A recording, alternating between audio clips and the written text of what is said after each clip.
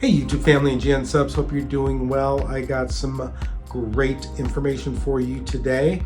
Tips on how to file your I-130 petition directly at the U.S. consulate. Kind of stuff you haven't heard before, it's good stuff. How to get your court hearing if you are under removal proceedings, how to get it heard online. I'm going to give you some great tips there. Denaturalization, how to avoid it. You've been hearing a lot of talk about denaturalization these days. Tips on how to avoid that. And then finally, an amendment of a new law regarding getting your green card permanent resident status through Registry. These are unique topics, folks. You're going to hear it right here from me, Humberto R, attorney at law here in Los Angeles, California. We have a lot to get to. I want to unpack these. I'm going to give you links to go to relevant articles and regulations with USCIS. So hey, let's get at it. All right, did you know you can file your I-130 spousal petition directly at the U.S. consulate in certain circumstances? This is done quite often so we can avoid the long delay in filing with USCIS in the U.S. So if you file directly at the consulate, you can avoid long delays. You can get your spouse here to the U.S. But to do this, there's limited circumstances in which it can be done. I'm going to go through those now. First, the U.S. citizen spouse, you need to be living abroad, right? Because you're doing it at the U.S. consulate abroad. It cannot be a temporary visit in the foreign country. You have to be living there, for example, working on a work visa temporarily, or you can be a permanent resident.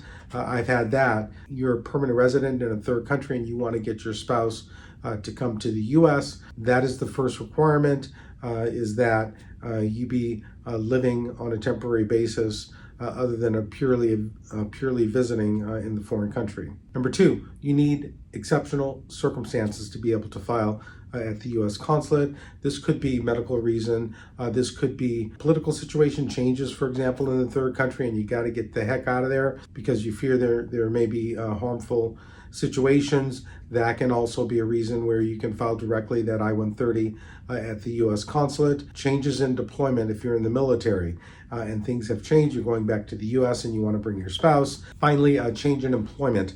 If things have changed and your employment is done overseas and you're going back to the U.S., if your employment has either been terminated or completed and you want to bring your spouse to the U.S., then yes, you can file directly at the U.S. consulate. I put a link in the description box here to take you to the website. I'll put a link in the description box. A really, really good article. Gives you links on how to file, where to file, etc. Very good stuff.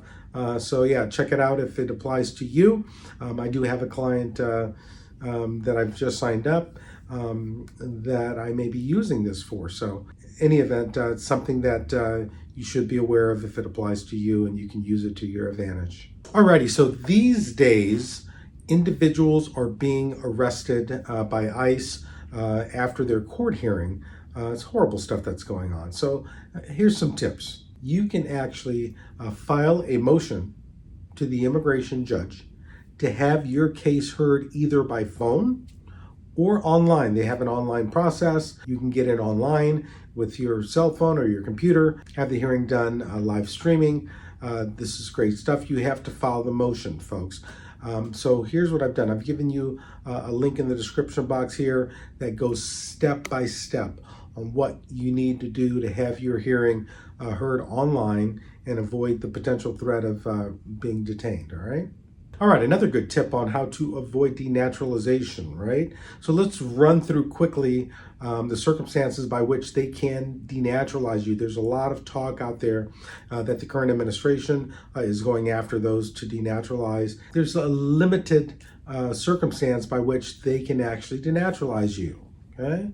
Number one is if your naturalization was procured illegally, yes, they can go after you. Illegally meaning you did not disclose information that was material to the issuance of your citizenship. They can commence the denaturalization process. Number two, if there was a concealment of a material fact that was misrepresented, they can commence denaturalization process. What is this, for example? Let's say you were a member of a terrorist organization and it did not come up, and later they found out that you are or were a member of this terrorist organization. They can commence denaturalization against you. Third, if you procured your citizenship on an expedited basis because you were a member in the military, armed forces, then, other than honorable discharge, you do not serve 5 years after issuance of your citizenship, they can commence denaturalization. It's rare, but often it happens. I put a link in the description box here below that delineates the requirements for denaturalization and the times in which USCIS can commence the denaturalization process and for what reasons. You can avoid this just by being absolutely honest at your citizenship interview, disclose everything, disclose all material facts, make sure that they don't have a manner in which to denaturalize you. Finally, Senator Padilla has introduced again an amendment to the Registry law. The Registry law is those who have been physically present in the United States since January 1st, 1972. You can actually apply I-485 and get your green card. Remember Senator Padilla, the great senator from California that was recently detained by ICE? He is introducing legislation to accelerate the date from 1972 to current, from what I understand, the last 7 years. So those who were physically present in the United States, January 1st, 2018 to present, they're able to obtain permanent resident status by filing an I-485. I don't think they're going to move the date up that much, but if there's any movement and if it's passed, that's wonderful stuff. We may not need intervention by the executive branch, which is good news. So if that is passed, that is something that you can take a look at to get your permanent resident status. All right, YouTube family and GN subs, thanks so much for watching GrayLaw TV. Click below, like and subscribe, and we'll see you next time.